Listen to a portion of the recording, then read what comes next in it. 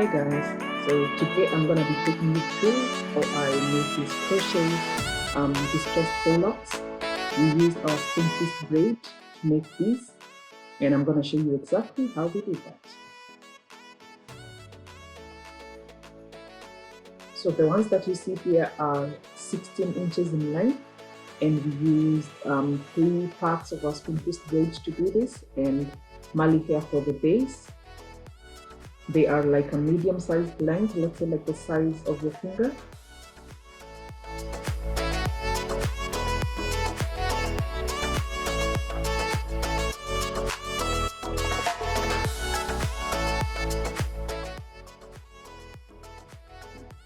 So what we used here are 2 packs of Mali hair braid, and each pack of Mali hair has 30 strands. So that will give you 60 strands because each lock uses 1 strand. Then we have 3 packs of our spring twist braid that we used to wrap.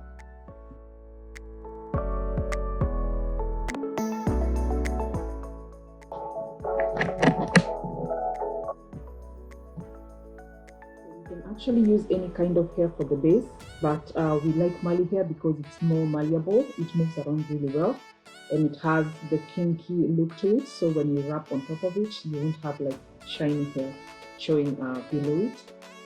So the first step to make these locks is to prepare the base, which is basically taking your Mali braid and looping it over some string and making a braid.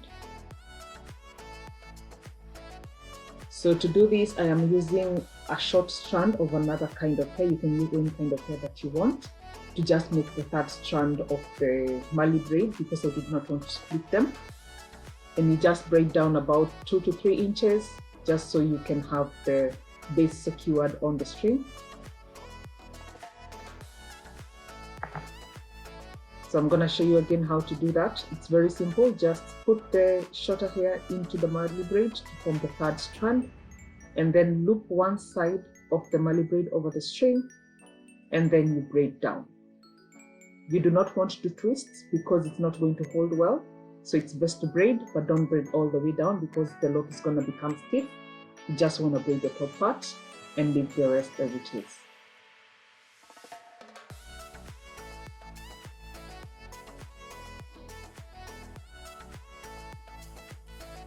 Now we come to the 2nd step, which is the most important step to make these distressed locks, which is actually to wrap the base that you have. And for this, I am using our spring twist braid, and for each lock I am using 1.5 strands of spring twist braid. The half is not cut, it's not like 1 strand cut in half, it is 1 strand split into 2. Yeah, so you just take 1 strand of spring twist braid and you fluff it out completely. Fluff it out completely, make sure that there's no strands that are clinging to each other. You just fluff it out completely like this, and that's going to be what you use for the top half of your lock. Then you take another strand, fluff it out, and then split it in half. And this is what I have. That's just half of another strand. So now I'm gonna start wrapping. I take my full strand that I fluffed out, and then I take out about 1 to 2 inches and I loop it over my finger. Then I will take my crochet hook and open the latch. I will then take the hook into the base that I created. Don't take it through the loop at the top. Take it through like the first braid. Then hook the hair onto the crochet hook and pull it through the braid. So you have 1 short side and 1 long side. Then you tuck the short side under and you wrap with the long side. And the way I'm wrapping this, as you can see, it's very I'm not doing it tightly, it's very light so that I can get the distressed look of it. I don't want the lock to be stiff. I want it to be very distressed. I want it to have very nice movement. That's why I'm not wrapping it tightly. Then you want to make sure as you go, you keep fluffing out your spring twist braid or what you're using to wrap. Make sure it is not bunching up. Just fluff it out so it can give you a nice look and you don't have to use a lot of hair to wrap. So you will keep wrapping this until you don't have any more to wrap. Make sure you leave out about 2 inches at the end, and I'll show you what to do with that.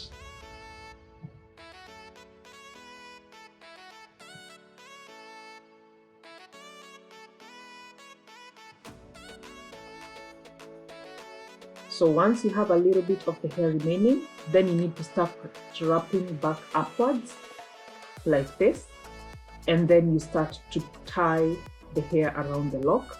This is to make sure that you secure that first strand that you used to wrap onto the lock, and it doesn't come off of the lock even when you're styling your hair.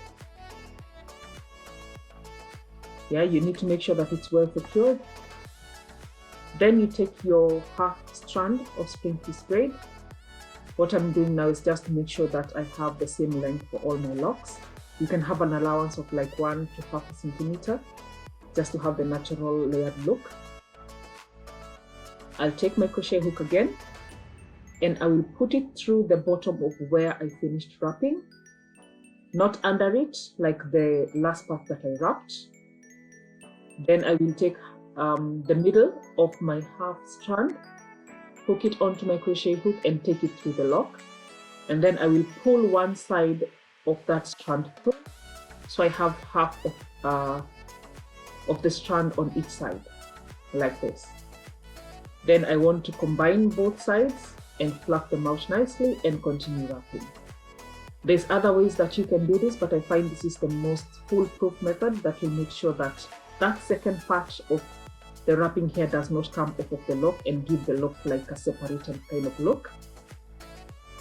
So you just continue wrapping until you have the desired length of your lock. Then you start wrapping back upwards.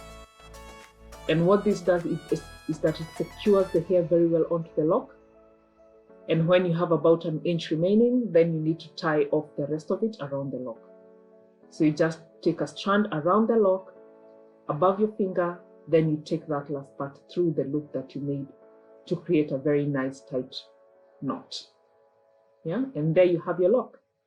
So now what we need to do is to finish off those ends. We have some Mali hair remaining at the end because we didn't wrap all of it. You can wrap all of it if that's the length you want. So what I do is I separate out a small strand of the Mali hair and cut off the rest. Because I don't want my wrapping hair unraveling from here, then I'm gonna take the tiny strand of the Mali hair and wrap it back upwards and secure it onto the lock. So I wrap back upwards and then I tie it tightly around the lock to make sure that hair is not going anywhere. This will make sure that your lock does not start unraveling from the bottom, and you have a very nice finished look at the ends of your lock. Then you may want to give your lock a bit of a trim just to remove any flyaways from the Mali hair, and then you give it a nice palm roll like that. And there you have your lock. You see how nicely distressed it is, and the good thing about this spring twist hair is that you don't have to put in a lot of work to distress the lock. It just comes out nicely because of the nature of the hair itself. Okay, so I'm gonna show you how to do this again, so just keep watching.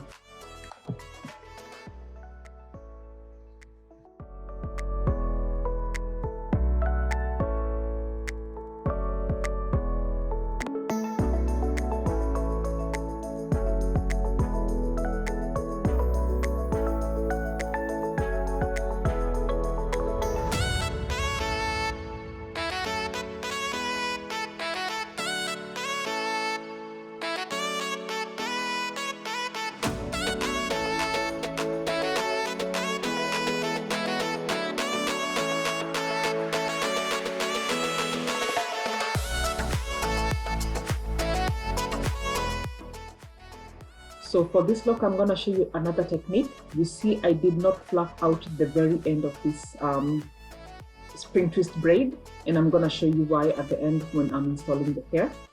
So you want to leave out that end, and this is because for some parts of your hair, for example, for myself, at the front of my head, I have some very short hairs. When my baby hairs grow out, they're like about 1 inch or 2 inches long, while the rest of the hair is much longer. I like to wrap on top of it after I install my crochet lock. So that is why I'm leaving out this unfluffed out end. You can actually fluff it out, but I find that if you're gonna keep the locks and install them on a later date, it helps to keep the lock neater and that hair from tangling.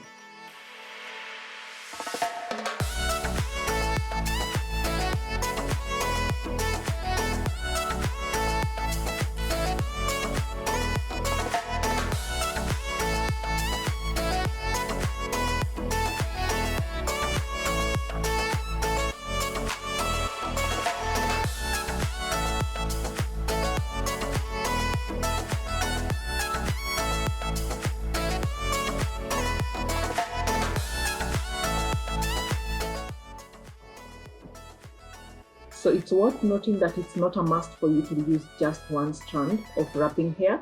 It all depends on the size that you want your lock to be and also the length. For me, I did not want them to be too thick, so I just use one strand. But if you want them to be much thicker than this, you can use 2 strands. And if they're gonna be shorter, then you are gonna use even less hair.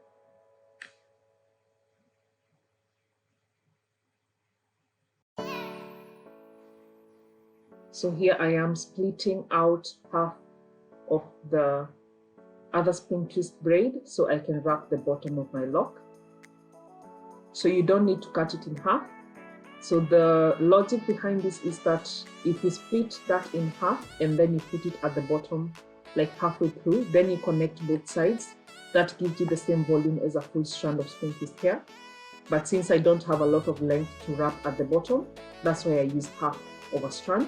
But if you're gonna have like more than 20 inches of these locks, then you're gonna use 2 full strands of the spring twist hair for each lock.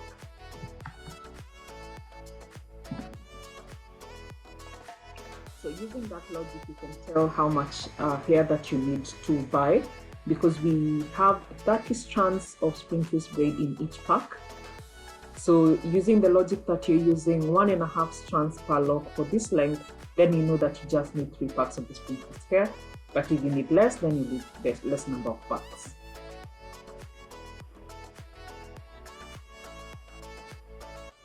It is very important that you make sure that your ends are well finished to make sure they don't unravel.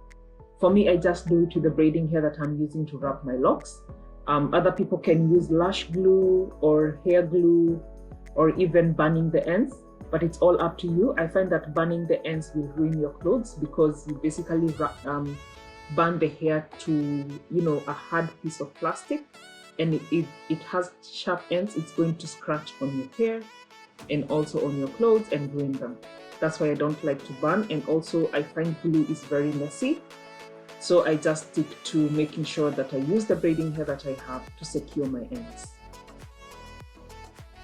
Yeah guys, so that's all. And these are some other 8-inch locks that I made with the same technique. But for this, I just used half a strand of the spring twist hair. So basically 1 strand split into 2 for each lock. As you see, they're very short. So 1 pack of spring twist hair is going to give you about 60 locks of this length. So if you want to do this length, you just need 1 pack of our spring twist hair. If you want them to be thicker, then you're gonna need 2 packs. I used a total of 43 strands for my style, even though I actually made 60 locks. So for these short ones, I have 20 pieces per bundle that you see. So yeah guys, that's it. So these locks are really beautiful, as you can see, and this is how they looked installed. You can see how awesome the movement is. They are not stiff at all, and the method that I used to install them made sure that I don't have any pain on my scalp, because my scalp is very sensitive. So guys, yeah, you can watch my next video to see how I install these locks so that I didn't have any pain at the base of my lock. Yeah guys, look how awesome they are. I love that movement. No pain on my scalp. I can move them around. I can style them on the first day. Yeah, get onto the trend. Thanks for watching guys. Bye.